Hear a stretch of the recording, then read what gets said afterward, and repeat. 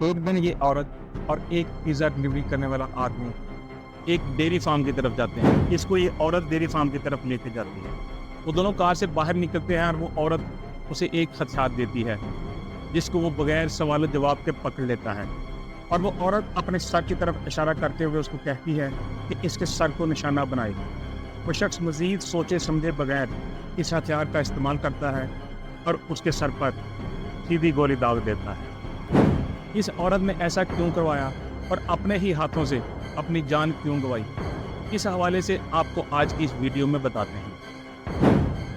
اس عورت کا نام نتالی ہے. وہ 19 سال کی ہے اور ایک دن اس کی دوستی ایک مقامی بے گھر شخص سے ہو جاتی ہے جس کا نام شان ہے. وہ جہاں تک ہو سکتا ہے شان کی مدد کرتی ہے، لیکن وقت گزرنے کے ساتھ ساتھ شان نتالی کے قریب آنا شروع ہو جاتا ہے اور اسے ملنا شروع کر دیتا ہے. وہ نتالی کو جنون کی حد تک چاہنا بھی شروع کر دیتا ہے. حالات کو دیکھتے ہوئے نتالی شان سے آہستہ آہستہ دور ہونا شروع ہو جاتی ہے، کیونکہ وہ کسی صورت بھی اس کو پسند نہیں کرتی تھی اور نہ ہی چاہتی تھی کہ شان کسی بھی حوالے سے اس کے قریب آئے یا اسے کسی بھی قسم کا کوئی تعلق بنائے. اس حوالے سے وہ اس سے دور ہوتی جا رہی تھی. جبکہ دوسری جانب شان ایسا نہیں کر رہا تھا. وہ اس کے گھر کے پاس اکثر پارکنگ میں آنا شروع ہو گیا. جہاں وہ کام کرتی تھی وہاں پر جا کر وہ باہر سو جاتا تھا. نتالی اسے اپنے سے دور رکھنے کے لیے ہر ممکن کوشش کر رہی تھی. پوسٹ کالوں سے بھی گریز کر رہی تھی. وہ اسے بلاک بھی کر دیتی ہے، یہاں تک کہ اس کے خلاف پولیس کو ایک ریسٹرکشن آرڈر کے لیے کیس بھی دائر کر دیتی ہے تاکہ وہ اسے محفوظ رہ سکے. وہ اس کو فیس بک پر بھی اس طریقے سے بلاک کر دیتی ہے کہ کوئی بھی وہ پوسٹ نہ کر سکے. اور ایک پوسٹ بھی کرتی ہے جس میں وہ لوگوں کو بتاتی ہے کہ شان اس کا پیچھا کر رہا ہے اور اسے ہراساں کر رہا ہے. ان لوگوں کو بتاتی ہے کہ شان ذہنی طور پر ایک بیمار شخص ہے جو کہنے کے باوجود بھی اس کا پیچھا نہیں چھوڑ رہا. اس پوسٹ کے بعد حالات خراب ہونا شروع ہو جاتے ہیں، کیونکہ تقریباً ایک ہفتے بعد نتالی کا بوائے فرینڈ، یہ لڑکا جسے ہم صرف بوائے فرینڈ کہتے ہیں، وہ کام سے گھر جاتا ہے واپس اور دیکھتا ہے کہ نتالی گھر میں موجود نہیں ہے، لیکن اس کا سارا سامان موجود تھا. وہ نوٹس کرتا ہے کہ گھر سے اس کا ہتھیار غائب ہے، جس پر اس کو تشویش بھی ہوئی. ہتھیار اس کے بوائے فرینڈ کا تھا جو اس نے گھر میں رکھا ہوا تھا حفاظت کے لیے. اس نے حالات کو بھانپتے ہوئے فوری طور پر پولیس سے رابطہ کیا تاکہ کسی بھی قسم کے حادثہ سے بچا جا سکے. وہ پولیس کو بتاتا ہے کہ اس کی گرل فرینڈ گھر میں موجود نہیں ہے، اور ساتھ ہی ساتھ وہ پولیس کو باقی حالات کے بارے میں بتاتا ہے. وہ پولیس کو بتاتا ہے کہ ایک شخص نتالی کو ہراساں کر رہا تھا، جس کی وجہ سے نتالی بہت پریشان تھی، اور اب گھر آیا تو دیکھا کہ وہ غائب ہے. وہ پولیس کو شان کے بارے میں سب بتا دیتا ہے، جس پر پولیس فوری طور پر شان کو فون کر کے اس کو تفتیش کے لیے بلا لیتی ہے اور اس سے کچھ دیر پوچھ گچھ کی جاتی ہے، جس کے دوران شان کہتا ہے کہ وہ اس بارے میں کچھ نہیں جانتا کہ نتالی کہاں ہے، اور پولیس کے پاس اس کے خلاف کوئی ثبوت نہیں ہے. عدم ثبوت کی وجہ سے پولیس اس کو حراست میں نہیں رکھ سکتی تھی، جس کی وجہ سے پولیس نے اس کو جانے دیا. اور پھر واپس جا کر شان اس بارے میں ایک ویڈیو بناتا ہے اور اسے اپنے یوٹیوب چینل پر پوسٹ کر دیتا ہے، جس میں وہ بتاتا ہے کہ اس کو تفتیش کے لیے بلایا گیا اور کیا کیا سوال و جواب اسے کیے گئے. ایک دن جب ایک ہائیکر ایک مقامی ڈیری کے قریب جنگل میں پیدل سفر کر رہا تھا، جہاں پر وہ اچانک ٹھوکر کھا کر گرتا ہے اور حیران ہو کر دیکھتا ہے کہ وہ نتالی کے جسم سے ٹکرا کر اس پر گرا ہے، جس کے سر میں کسی نے گولی ماری تھی.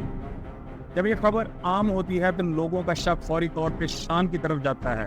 شک تو لازمی جانا تھا، کیونکہ ایک ہفتہ پہلے لوگوں نے نتالی کی فیس بک پہ پوسٹ دیکھی تھی. انہیں معلوم ہے کہ وہ اس کا پیچھا کر رہا تھا، اس لیے وہ سب سوشل میڈیا پر کمنٹس شروع کر دیتے ہیں، اور نتالی کی فیس بک پوسٹ پر تبصروں کی وجہ سے وہ ایک سیریس ایشو بن جاتا ہے. لوگ کہنا شروع کر دیتے ہیں کہ اس کا ذمہ دار صرف شان ہے. وہ کہتا ہے کہ شان کا یقینی طور پہ اس واقعہ کے ساتھ تعلق ہے. لوگوں کے دباؤ اور نتالی کی باڈی ملنے کے بعد پولیس کو دوبارہ شان کی تلاش کرنے کی ضرورت پڑتی ہے. اور دوسری طرف شان بھی سوشل میڈیا پر اپنے اوپر لگنے والے ان تمام الزامات کو دیکھتا ہے اور اسے یہ سب بہت برا لگتا ہے. اس لیے اس کو اپنا دفاع کرنے کے لیے دوبارہ فیس بک پر لائیو جانا پڑتا ہے. لائیو ٹرانسمیشن کے دوران وہ کہتا ہے کہ میں ایک عجیب آدمی ضرور نظر آتا ہوں، لیکن میں قاتل نہیں ہوں.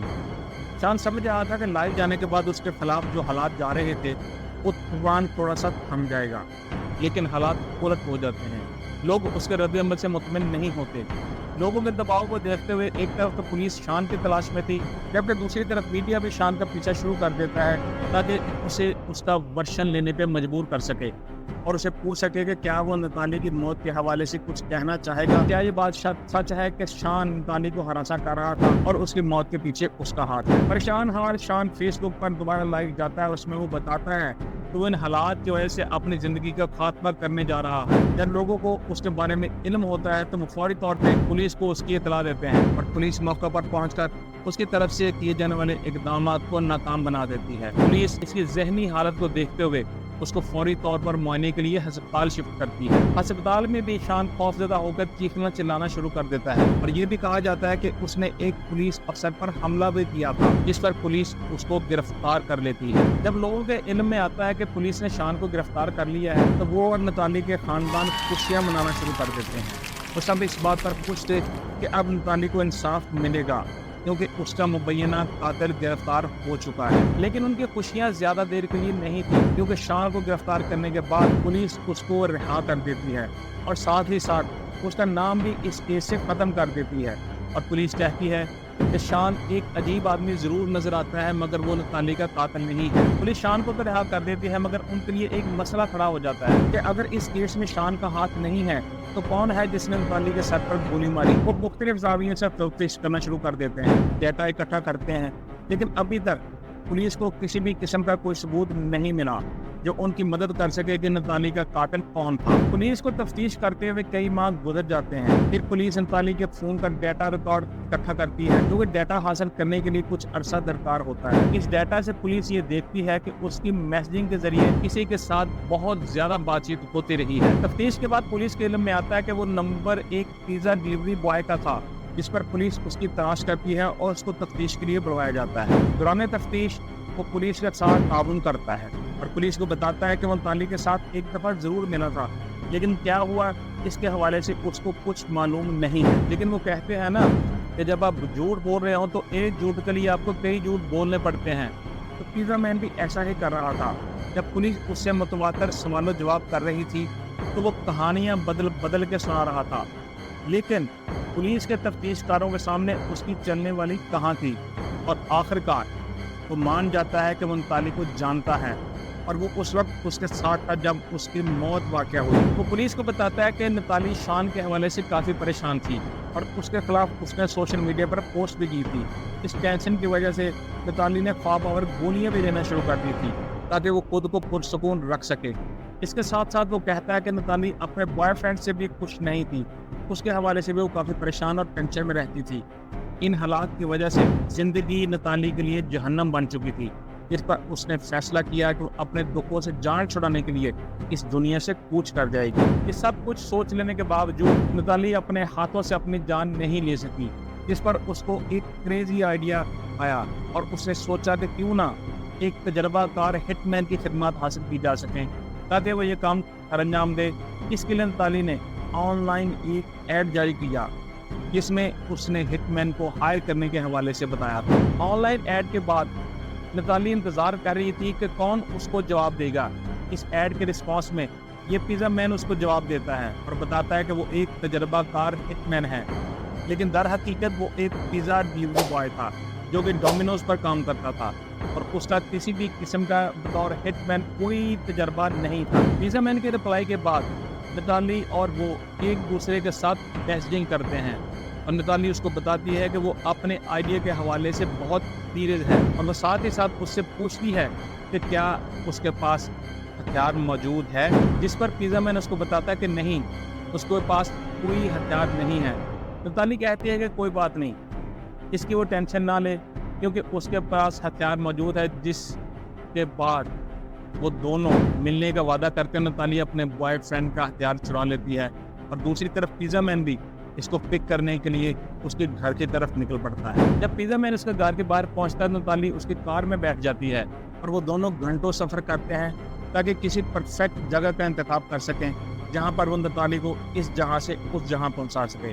फिर वो दोनों जंगल में एक डेयरी फार्म के करीब रुकते हैं जहाँ पर नताली पिज़्ज़ा मैन को हथियार देती है। जब नताली पिज़्ज़ा मैन को हथियार दे रही थी तो पिज़्ज़ा मैन उससे पूछता है कि क्या वो वाकई इस हवाले से सीरियस है اس پر نتالی اس کو ڈانٹتی ہے اور کہتی ہے کہ اس کے ساتھ اس حوالے سے وہ کسی قسم کی گفتگو مت کرے اور ہتھیار کو سیدھا کرے اور اس کے سر کی طرف کر کے فائر کرے۔ نتالی کی ہدایت پر عمل کرتے ہوئے پیزا مین ہتھیار کو اس کے سر کی طرف کرتا ہے اور گولی چلا دیتا ہے۔ وہ ایسا ہی کرتا ہے جیسا نتالی کہہ رہی تھی۔ گولی اس کے سر کو چھوتی ہے اور نتالی اس جہاں سے اس جہاں چلی جاتی ہے۔